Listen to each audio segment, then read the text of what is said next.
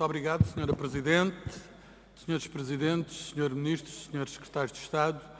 Eu não poderia deixar de dar uma nota de censura pela deselegância do Sr. Ministro das Finanças. Acho que foi um gesto de sobranceria e uma desconsideração por parte do Governo ao se negar informação vital para o escrutínio orçamental e, dessa forma, para impedir os deputados de exercerem o mandato a que estão legalmente vinculados e o Sr. Ministro das Finanças a dar resposta sobre essas matérias. É uma matéria objetivamente grave, felizmente foi resolvida e, portanto, aquilo que mais lastimo, para além do episódio nefasto para a dignidade institucional desta Casa, é o facto do Sr. Ministro das Finanças não se ter penitenciado, assumido o erro, a impropriedade da sua conduta e ter reconhecido publicamente essa nota. Até porque um escrutínio mais apurado e uma democracia maior, ela própria exige que todos nós tenhamos essas condições. Quando este Governo se constituiu, fez por oposição a uma opção política.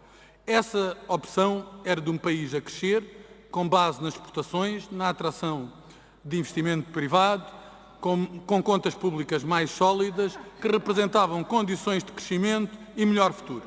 Essa orientação era difícil, é um facto, tinha constrangimentos que são conhecidos, mas tinha restaurado a confiança e colocado o país a crescer.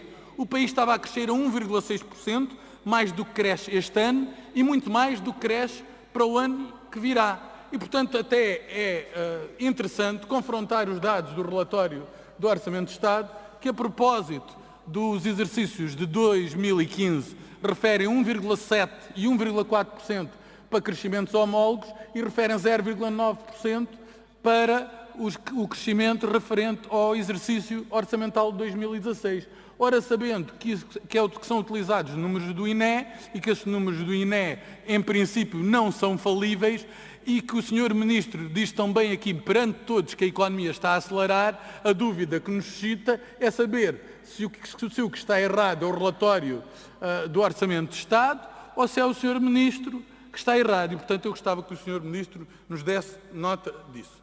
Em oposição, e isso é importante relevar, o discurso das forças que suportam o Governo dizia, em duas formulações simples, o seguinte: a austeridade era um castigo, era uma perversão que visava punir os portugueses e desmantelar o Estado Social. E dizia ainda outra coisa, que os partidos que governavam tinham uma oportunidade que sempre sonharam para implementar um programa inconfessável.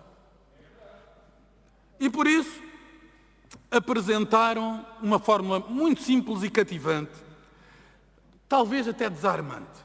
Diziam que haveria uma alegada devolução de rendimentos, que essa seria a força motriz da economia, que isso motivaria confiança, que essa confiança conduziria a mais investimento, logo mais crescimento e menos dívida.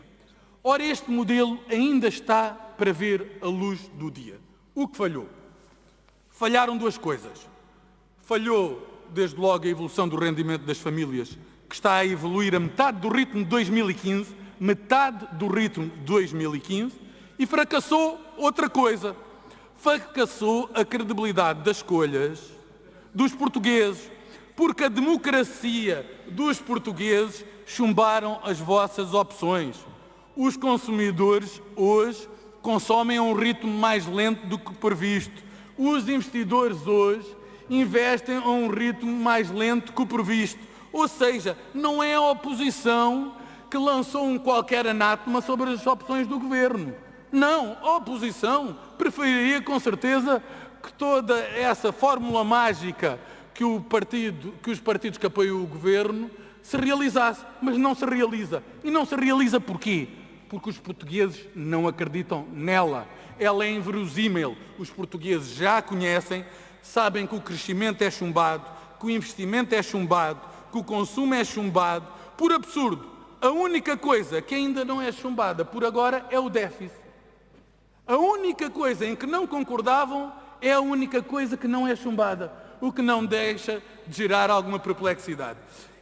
Mas coloca-nos aqui outra questão. É que o Bloco de Esquerda e o PCP tinham uma fórmula mágica. Diziam o seguinte: Sem investimento público não há crescimento económico. Era uma fórmula rotunda. Não aceitavam qualquer outra hipótese.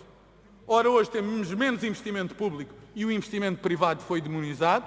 Temos menos crescimento económico em comparação com o ano transato e, no fundo, temos uma economia que estagnou, que tem menos perspectivas de futuro, que tem uma visão alimentada pelo curto prazo e que se esgota, sobretudo, na questão fundamental que o Sr. Ministro, já tendo feito várias intervenções, já tendo feito várias intervenções, ainda não deu resposta cabal. A pergunta é: qual é a estratégia para o país, Sr. Ministro? Diga-nos qual é a estratégia para o país. Para uma intervenção tem a palavra a Sra. Deputada.